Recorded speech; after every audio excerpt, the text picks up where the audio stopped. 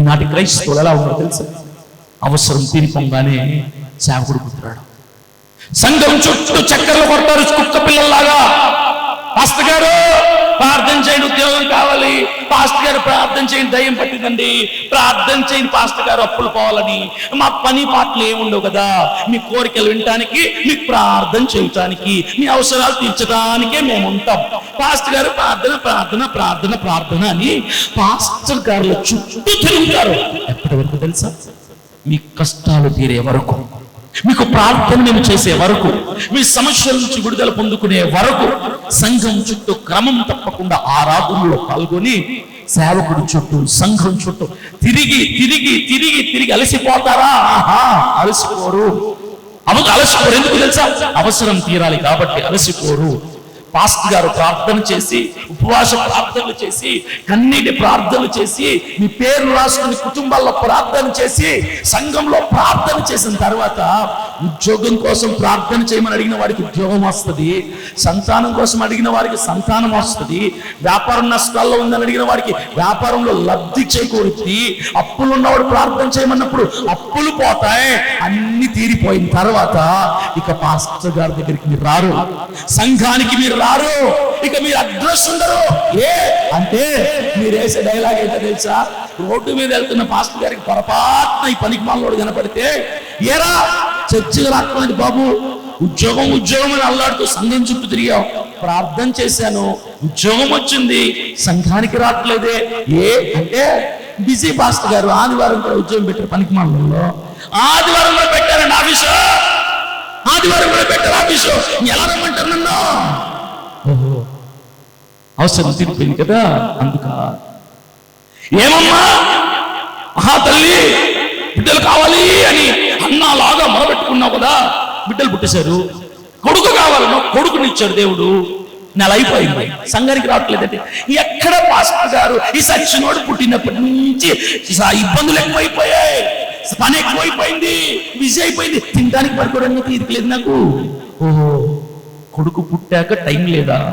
సరే, ఆ చికెన్ కొట్టాడు, ఎరా బాబు షాపు రాట మానే, చర్చి రాట మానేసి షాపులో నిండిపోతున్నావు, ఆదివారం చర్చికి రావచ్చు అంటే, ఏమంటే పాస్టర్ గారు ఇది వరకు అయితేనండి చికెన్ షాప్ అస్సలు జరిగేది కాదండి, పని వాళ్ళు పెట్టే పనే లేదండి, నేను ఒక్కనున్నా సరే ఒక్కడు వచ్చేవాడు కాదండి చికెన్ వండడానికి.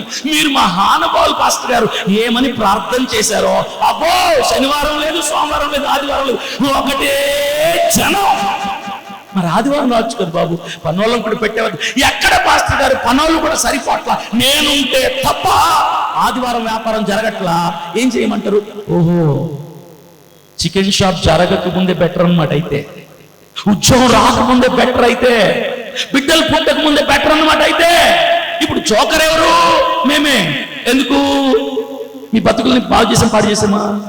పాడు చేసి మీకోసం కన్నీళ్లు కాచి ప్రార్థన చేసి, ప్రభా బిడ్డకు ఉద్యోగం నాయనా, సంఘానికి క్రమం తప్పకుండా వస్తున్నాడయ్యా, ఆ బిడ్డకు ఉద్యోగం ఇవ్వు ప్రభా, నీకు నమ్మకంగా ఉంటాడు, ఆ బిడ్డకు సంతానం ఇవ్వు ప్రభా, ఎన్నో సంవత్సరాలుగా బిడ్డలు లేరని ఏడుస్తున్నారు, నీకు నమ్మకంగా ఉంటారు, సంఘానికి నమ్మకంగా ఉంటారు, ఆ వ్యక్తికి వ్యాపారంలో అభివృద్ధి ఉన్నాయనా, నష్టాల్లో ఉన్నాడయ్యా, ఆ బిడ్డకు అభివృద్ధి నీకు ప్రభా అంటే, మేము దేవునికి మీ తరపున రికమెండేషన్ పెట్టి సేవకులుగా ప్రార్థన చేస్తే, ఆ దేవుడు మా ప్రార్థనను విని జాలిపడి కరుణ చూపి దయ చూపి ప్రేమ చూపి చచ్చిపోతారేమో ఇవ్వకపోతే అని దేవుడు ఉద్యోగం అడుగునోడికి ఉద్యోగం, అభివృద్ధి అడిగినోడికి అభివృద్ధి, సంతానం అడిగినోడికి సంతానం ఇస్తే మీరు చేసింది ఏంటో తెలుసా?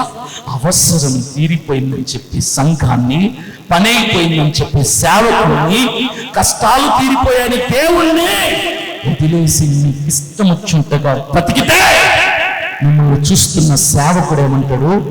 మిమ్మల్ని ఆశీర్వదించిన దేవుడు ఏమంటాడు? పని అయిపోయిందని చెప్పి దేవునికి దూరం అయిపోతున్నాం. తీసేయాలలేదు బిడ్డని, తీసేయాలలేదు ఉద్యోగాన్ని, తీసేయాలలేదు వ్యాపారంలో అభివృద్ధిని. అవి లేకముందు సంక్రమంగా సంఘానికి వచ్చిన నీవు ఇంత జ్ఞానం లేదా? కామన్ సెన్స్ ఉండదా? అరే నా దేవుడు ఇచ్చాడు, లేనప్పుడే దాని దేవుడు ఇంత నన్ను ఆశీర్వదిస్తే, ఆశీర్వదించినప్పుడు దేవుడికి నమ్మకంగా ఉంటే నన్ను ఇంకెంత ఆశీర్వదిస్తాడు అన్న కామన్ సెన్స్ కూడా లేకుండా క్రైస్తవుడి రోజున బిజీ లైఫ్ లో పడిపోయి దేవునికి కూడా సంఘానికి కూడా చోటు లేనంత బిజీ అయిపోయాడు.